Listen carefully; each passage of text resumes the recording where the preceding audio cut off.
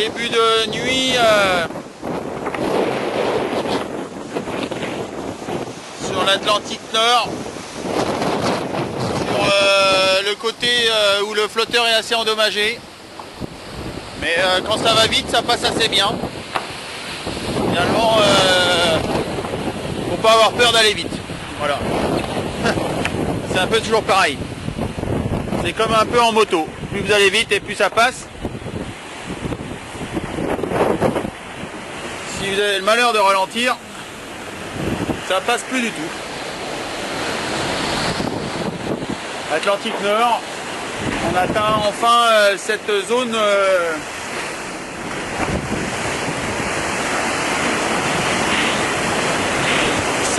de perturbée où le vent fait sa loi ici en Atlantique Nord et qui va nous ramener jusqu'à Brest.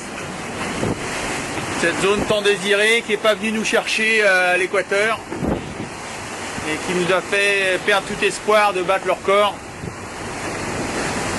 C'est sûr que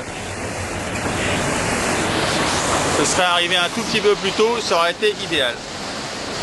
Ou du moins on n'aurait pas été obligé de faire autant de milles pour aller le chercher, ça aurait été top. La transition avec hier est quand même assez frappante. Ce qu'il y a de bien, c'est que ça remet dans le goût de la navigation, le fait de faire avancer le bateau, de revenir sur le quotidien, de ne pas penser, d'être de nouveau un marin et pas de se prendre la tête avec des considérations de résultats terriens.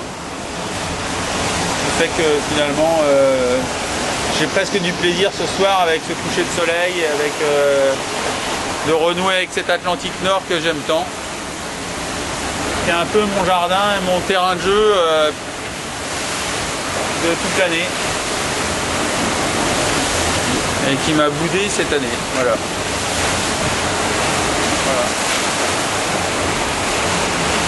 C'est vrai que c'est un océan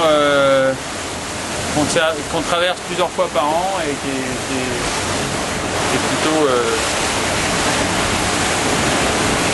est plutôt bien connu, et je m'attendais pas à ce que ça soit là, qu'on chute et que ça se passe pas bien.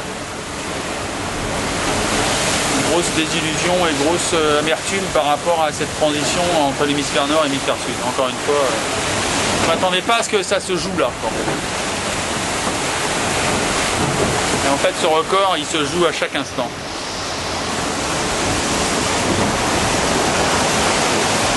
Bon, allez, bonne soirée.